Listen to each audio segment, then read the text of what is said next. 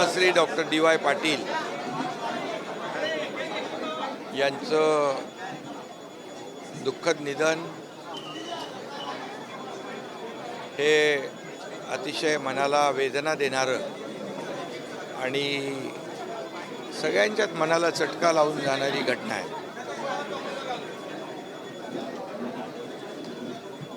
त्यांनी आपल्या आयुष्यामध्ये शिक्षण क्षेत्रात, सामाजिक क्षेत्रात, वैद्यकीय क्षेत्रात, सहकार क्षेत्रात आणि क्रीडा क्षेत्रात देखील भरीव जे काम केलं ते महाराष्ट्र किंवा देश कदापि विसरू शकणार नाही. आणि सर्वसामान्यांच्या दुःखामध्ये समरस होणारं हे व्यक्तिमत्व पद्मश्री डी.वाय. पाटील यांच्या रूपाने सातत्याने कार्यरत राहिले. ते पद्मश्री होते, ते बिहार, पश्चिम बंगाल,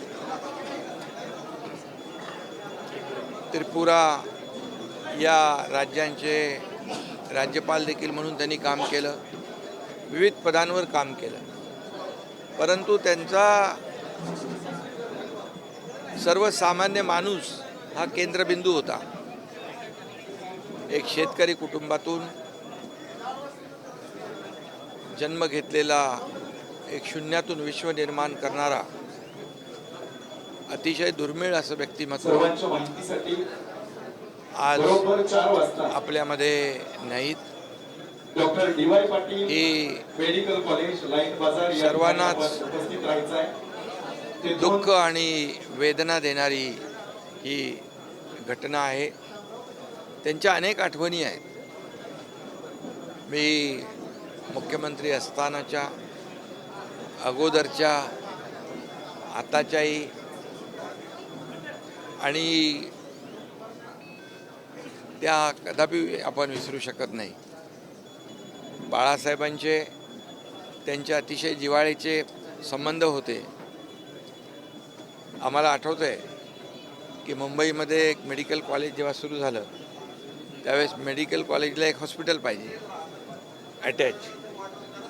बाळासाहेबांनी तात्काळ हे कॉलेज माझं आहे, आपलं आहे, आपल्या परिवारातलं आहे आणि त्या भावनाने त्याला तात्काळ मंजुरी दिली.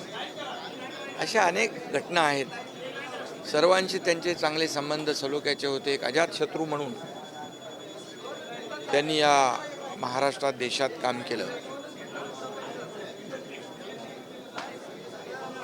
मला देखील त्यांच्या डी.वाय. पाटील कॉलेजमधून डॉक्टरेट देण्याचं काम महाराष्ट्र राज्याचे माजी मंत्री त्यांनी केलं हे मी कदापि विसरू शकत नाही. आमचा खासदार श्रीकांत शिंदे डॉक्टर झाला डी.वाय. पाटील म्हणून हे देखील मला विसरता येणार नाही. आणि म्हणून एक शिक्षण महर्षी आपल्या नाहीत. खऱ्या अर्थाने एक अजातशत्रू लोकनेता हरपलेला आहे आणि ज्ञानाचा महासागर हरपला आहे असं म्हटलं तर वावगं ठरणार नाही. सहकार, शिक्षण, क्रीडा, वैद्यकीय क्षेत्रातलं एक दुर्मिळ नेतृत्व हरपलं आहे. आणि म्हणून मी त्यांना, त्यांच्या अनेक आठवणी सोबत आहेत. चर्चा करताना देखील त्यांची मुलं, त्यांचा परिवार याच्याशी चर्चा करता अनेक या काही आठवणी, भावना त्या ठिकाणी व्यक्त झाल्या.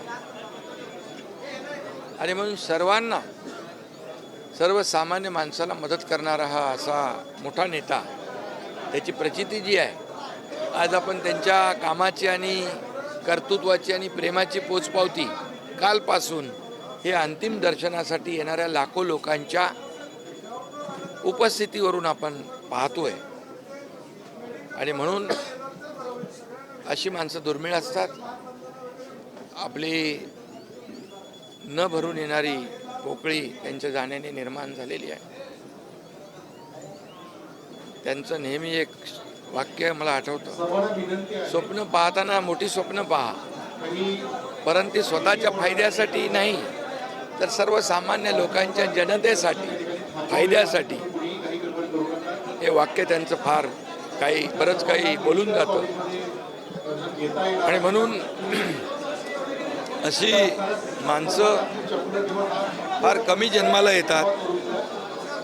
कृपया यानंतर काही विधी होणार आहे. आणि अशा डी.वाय. पाटील यांचा दुःखद निधन झालंय. मी माझ्या कुटुंबाच्या वतीने आणि शिवसेना परिवाराच्या वतीने त्यांना भावपूर्ण श्रद्धांजली अर्पित करतो. ओम शांती. Doctor D Y. Patil medical college Line Bazar या ठिकाणी जाऊ. पद्मश्री डी.वाय. पाटिल, इनका देहांत हुआ है. ये बहुत ही दुखद है. ये सभी के लिए वेदनादायी है, क्योंकि इन्होंने शिक्षा क्षेत्र में, आरोग्य क्षेत्र में, क्रीड़ा विभाग में, सहकार विभाग में जो अनमोल कार्य किया है उसे महाराष्ट्र और देश भूल नहीं सकता है. वो पद्मश्री भी थे, त्रिपुरा, बिहार, पश्चिम बंगाल के राज्यपाल भी रह चुके हैं.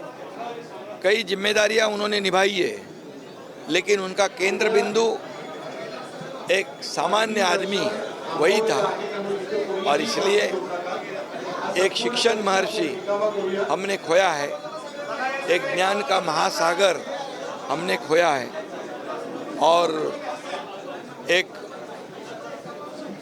सभी क्षेत्रों में कार्य करने वाला एक महान व्यक्ति हमने खोया है. इसलिए मैं हमारे परिवार की तरफ से और शिवसेना परिवार की तरफ उनको भावभीनी श्रद्धांजलि अर्पित करता हूँ.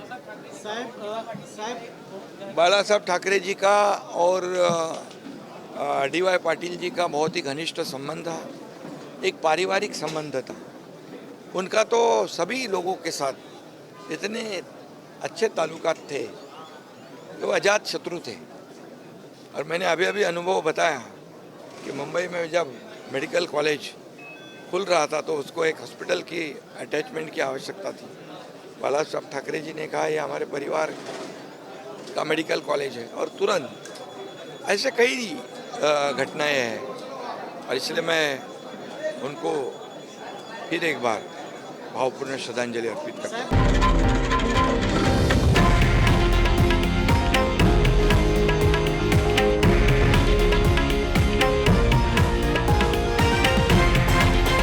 हे आहे देशातील नंबर 1 न्यूज नेटवर्क आणि आपण पाहत आहात TV9 मराठी, एकमेव.